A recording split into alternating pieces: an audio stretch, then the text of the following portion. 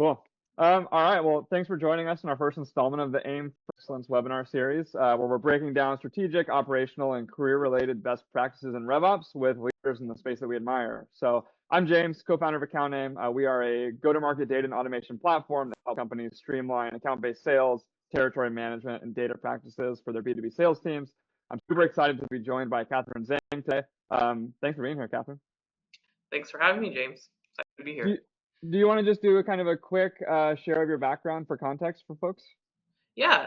So my career has been a mix of both strategy and go-market operations.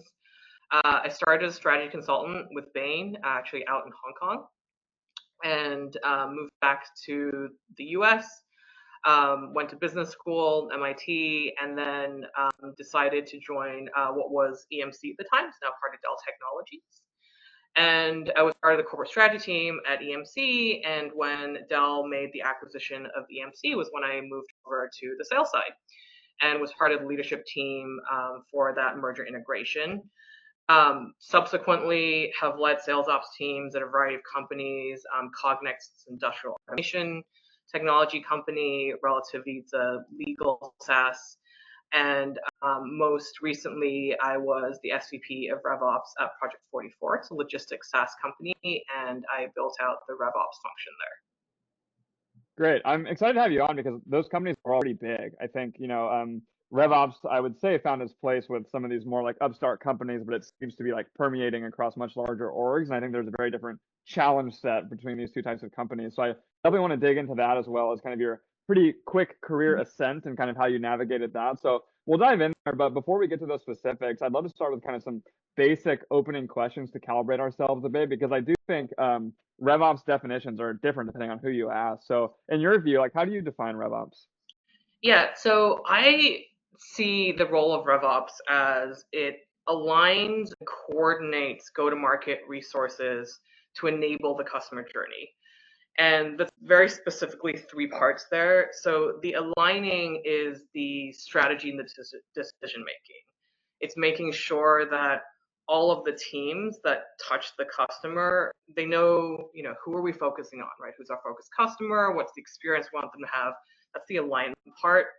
The coordination is process, right? Coming up with the right processes, putting the right projects in place, the right structures to implement whatever that strategy is. And then the last part with the customer journey is if you are aligned on the strategy and you have the right process and the coordination in place, that should enable you to get to the ideal experience that you want the customer to have. So that's what I see RevOps as. It's alignment, coordination of those go-to-market resources to enable your ideal customer journey. I think that's really well put. I think one of the traps for many teams is that RevOps is so perpetually understaffed at many orgs that it kind of just becomes like a taskmaster, and a lot of this strategic element is actually lost. And I think you've done a really good job of keeping that and driving it in your roles. And so we'll touch on that in a little bit, but I like the way you framed that up. In your intro, you talked a little bit about kind of how you landed in RevOps, so I won't rehash that too much. But I'm curious, like, you've done RevOps at a couple companies now. What keeps you in it? At the end of the day, I love building teams and I like finding problems and solving them. It's pretty simple. And I think one of the great things about RevOps is there's always a lot of problems. I'm sure people in any kind of operations, back office type of roles can identify with that. And one of the things with RevOps is there's a pretty diverse set of functions and things that you're doing at any given time, right? I can have a day where beginning day looking at a sales forecast, right? And next meeting is with enablement. It's like, how do we train the sales team on this new product, right? Third meeting might be looking at pipeline with marketing, and then might have a meeting with IT to figure out new systems, right? It's a very diverse set of problems that I and my team have the opportunity to tackle. That's actually a good segue. I wanted to ask you, like, how do you think about building a RevOps team within large orgs? Yeah, so I think, regardless of the size of org, there are some fundamentals that are true for any type of like go-to-market ops team. And the fundamental goals are similar, right? At the end of the day, regardless of how big you are, you need to make sure you know what your forecast is. You need to make sure the AEs are paid and the CSMs are paid, right? You need to make sure that the good deals are going out as smoothly as possible. You need to make sure that the post-sales handoff is good, right? These are all things, if you're a 10-person company, that matters, and if you're a $10 billion company, that matters. So at the end of the day, I think the functions themselves don't change a whole lot, right? You need some sort of analytics team for the data. You might need some sort of deal team at one level.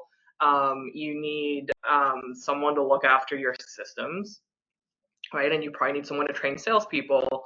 And if you're a 10-person company, all of that might be done by one person. And if you are a much larger company, you need to start specializing. And specifically, what I've found as you get larger is that business partnership aspect starts to matter more. So you do have things, you'll have functions, analytics, enablement, right? Those are good examples of where you can have a centralized function, but you're going to increasingly rely on a business partnership type of model, because as you get bigger as a company, you start going to new geos or new segments, or you have product groups, right? And it starts becoming more important that you as an ops person understand what the special characteristics of each of those parts are, and that you can build the right business partnership with each of those parts. I think that's so important. I'd love to double click on the business partnership piece a little bit. Like there's so many ways this can go wrong, a lot of ways it can go right as well to create a successful partnership. Any big learnings or particular experiences from your past work experiences that come to mind around, how to do this successfully?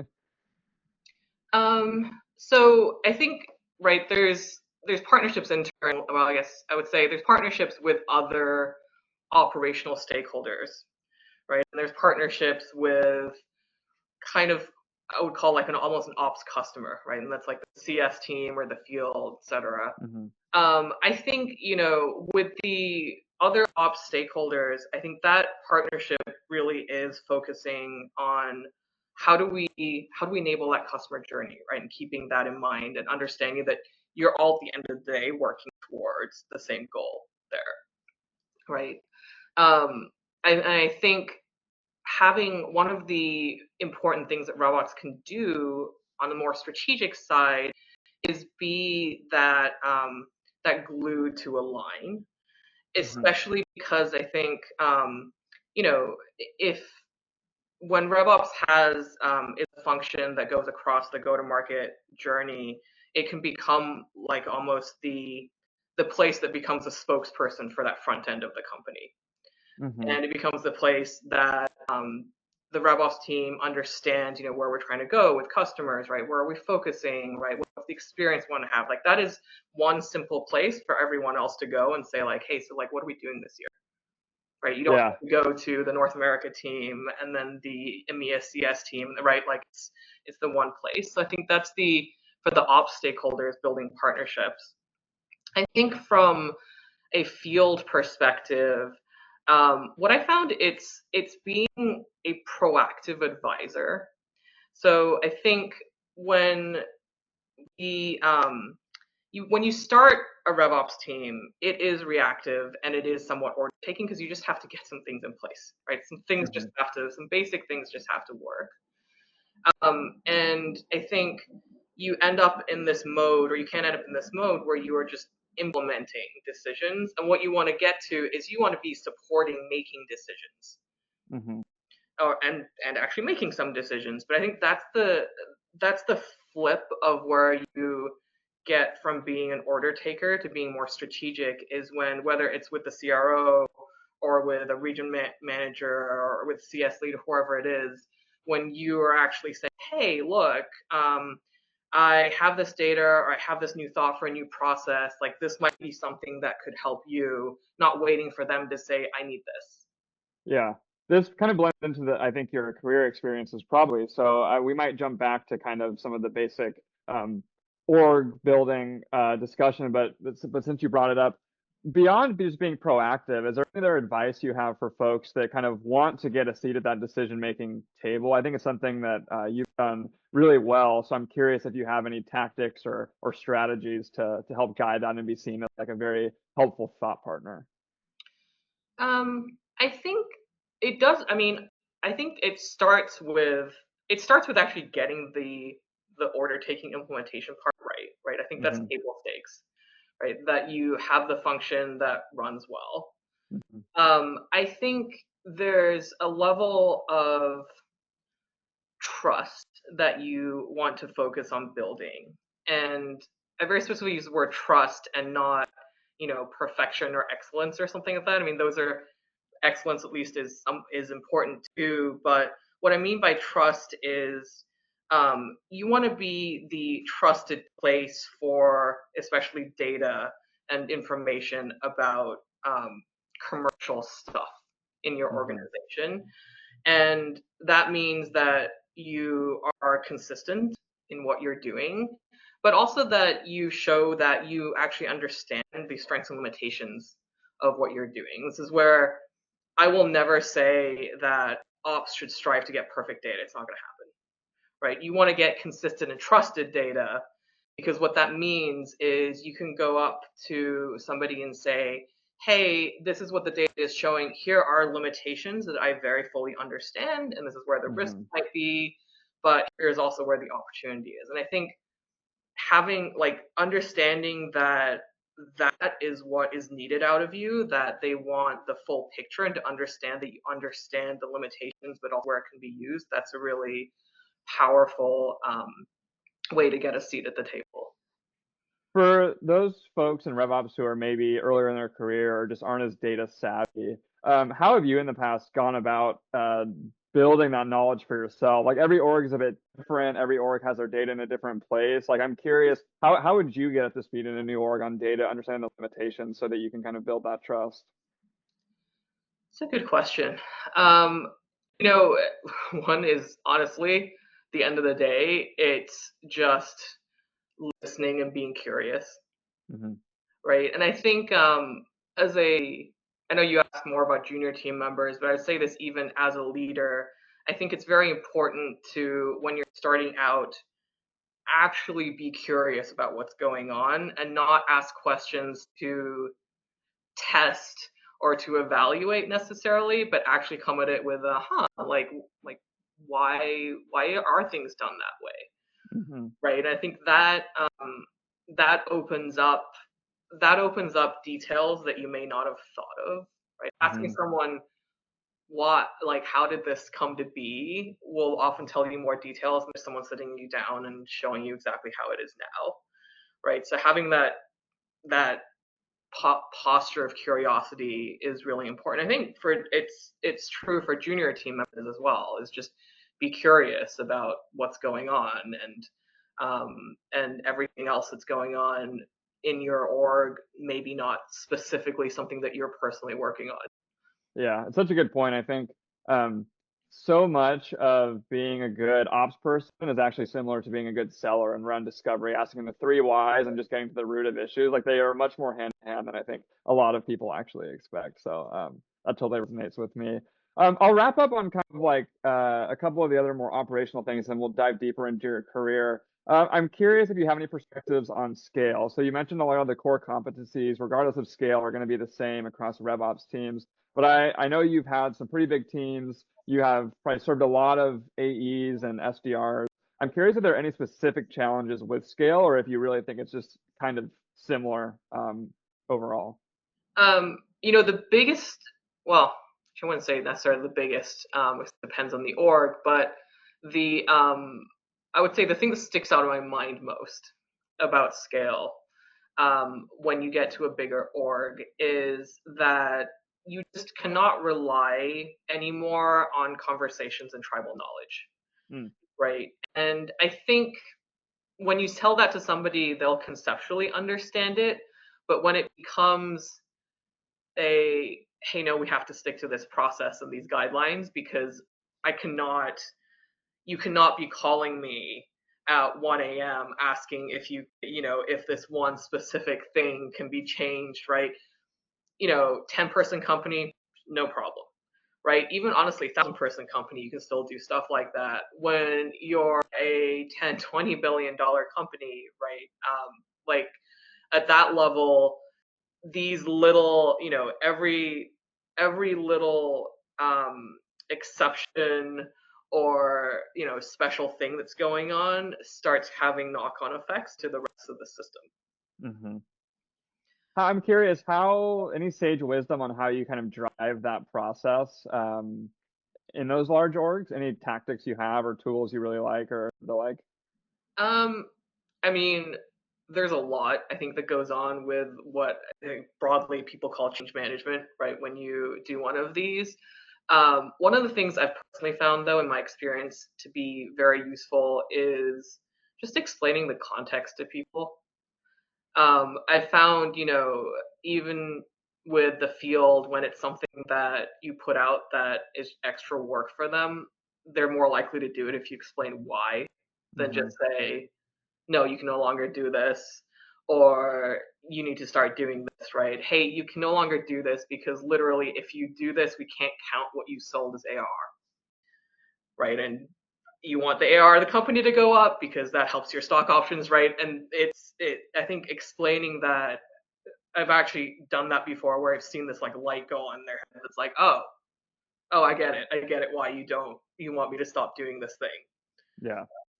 It sounds simple, but definitely easier said than done, and I think actually pretty sage wisdom in there for sure, because it's easy to forget that in kind of the It just takes the extra. It's a lot easier to just send out an email that says, here are 3 bullet points of things you need to start and stop doing, versus taking the time to sit down and either craft an enablement or talk to someone about why these things are. totally. We'll wrap up kind of the operational side of this with just one final question. You've been around the block, you've probably seen a lot of technology. Like, what do you see as the biggest opportunity in RevOps tech today? Yeah, I think there's kind of two parts that are parts of technology that I see growing and that I'm really interested to see where they go next. So one part is not surprisingly is data related. I think that the last couple of decades or so, as we've started having SaaS companies and companies with more data, um, the tech has really focused on gathering data and spitting it out back to you in reports, right? Gathering data and letting you get the data out in some way, right? Data lakes and reports and things like that. Like it's like very basic, like Excel type of stuff. Mm-hmm. I think where I see the tools going now with data, which is good, is that it's more about how you actually get insights out of that data. And what I have always tried to do as an ops leader is you want to get to the point where your team is spending less time trying to figure out what are the data fields to pull, how do I manipulate it, how do I clean it up, right? This takes hours. Mm-hmm. And then the actual analysis part is maybe 1 hour, right, of the week after you've cleaned up the data.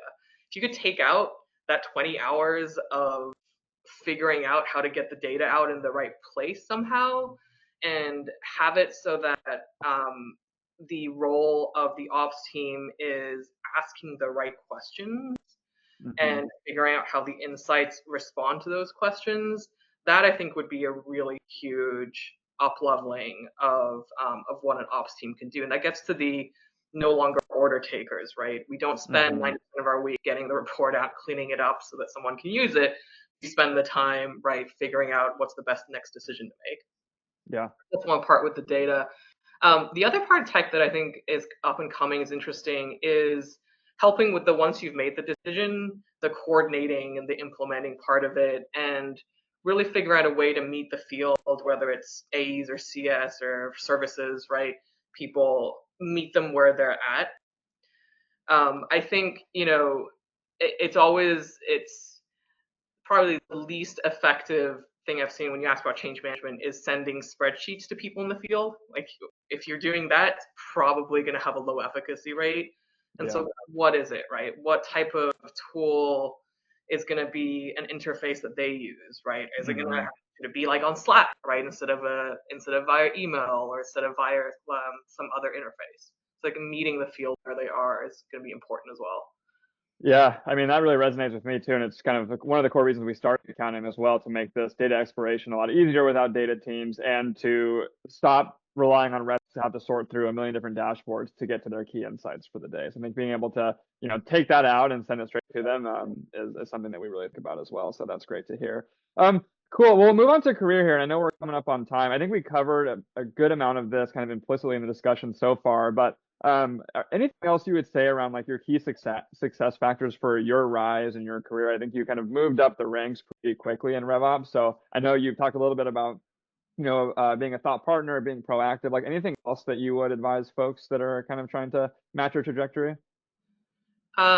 It's always difficult to boil a whole career down into a couple of bullet points, but if I think about some of the things that I feel like have helped me succeed in my career, it's probably two pieces of advice that I would give. So one is, um, be very clear and honest with yourself on what your strengths are, and also what blind spots those create for you. Mm-hmm. And I say that because you can really go far, leveraging your strengths, which you should.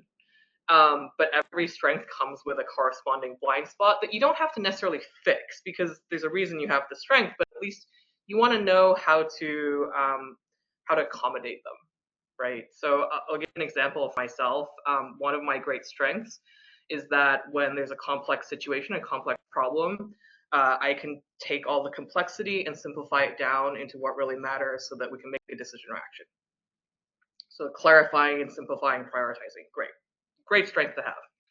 The corresponding blind spot is that it means that there is a chance I might miss some detail in there, because I'm simplifying and clarifying, right? And that necessarily means that I am good at stripping away detail. So what I do when I'm faced with a complex problem is I make sure that I have in the room, or I've had conversations with people who are subject matter experts and know the 5 levels of detail, whatever I'm looking at, and I sit with them and have them explain what's going on to me until I feel really comfortable that I understand exactly what's going on, Mm-hmm. so that I don't miss something. Right? So that's an example of strength, and then making sure you can cover your blind spot there. The second thing I would say, we talked about this a little bit, is the be curious. Mm-hmm. Specifically, be curious of how leaders around you have succeeded. Mm-hmm. And that might be, you're in a meeting with a VP and you see her do something or say something, and you're like, oh, that seemed like it had a really important impact on the meeting. I wonder if that's like something I can use later on, right? Just kind of file that Mm-hmm. away, even like write it down, and ask. Maybe you actually meet with that VP later on and you ask her like, hey, I saw you do this in a meeting. How did you know to do that? Like, what was the thought process there? Yeah.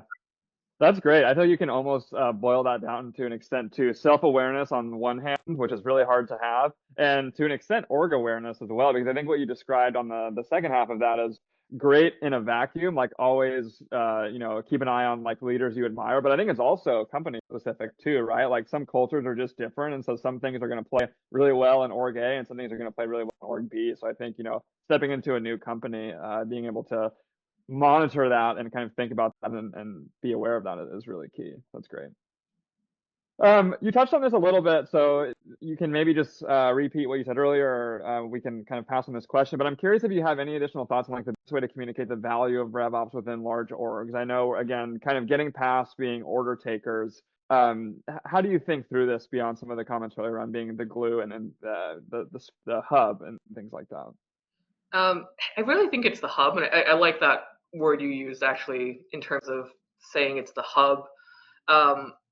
It's what I've found is, especially to your point of scale, as orgs get larger, it becomes more and more difficult and more critical that the rest of the org understands what's going on with the commercial side. Obviously, I'm biased because I've spent my entire career on the commercial side, but I would say the same thing. Commercial people, of you need to understand what's going on on the product side, right? Mm-hmm. But especially as other leaders, in other functions are making decisions, you want to have this hub where someone can go, like I said, can go and say, if I do this with the product, what's going to happen, without having to go talk to 100 different people around the org, right? And that's where the RevOps team, I think, can really create a lot of leverage in terms of, again, this aligning and coordinating, right? Coordinating, the right inputs and figuring out what that means, and then if we do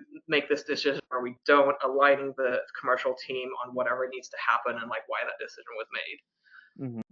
Yeah, I totally buy that. We're just about at time here, so would love to do just a rapid fire finish here. So quick answers to 3 of these questions. So I'll just kind of burn right through them.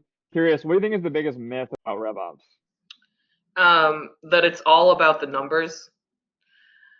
I think every successful RevOps team that I've seen or been a part of, it is numbers, but it's also a lot of anecdotal experience inputs that really make the difference. Great. And then how about your biggest sales rep pet peeve? I would actually say it's just have honest conversations. I think it gets to the RevOps can sometimes be seen as like the sort of like the disciplinarian, or like the person preventing you from doing things. That's never the case, right? We want you to make your quota. We want you to make as much money as possible, right? This is good for the company if things grow.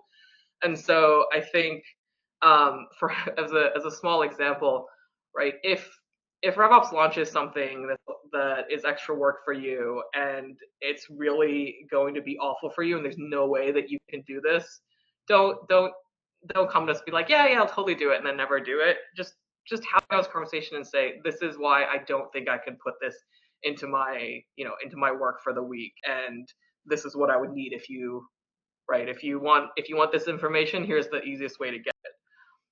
I love that. Last one here. How would you describe a great RevOps leader in 3 words if you had to boil it down? I would say trusted, strategic, and calm. Love it. Well, we're at time. I thought this was great. Thanks so much for your time, Katherine. For those of you watching, feel free to reach out to me or to Katherine directly with any follow-up questions. I can track them down for you. Always happy to share more about account aim as well if anything that we talked about struck a chord. Thanks a lot for the time, Katherine.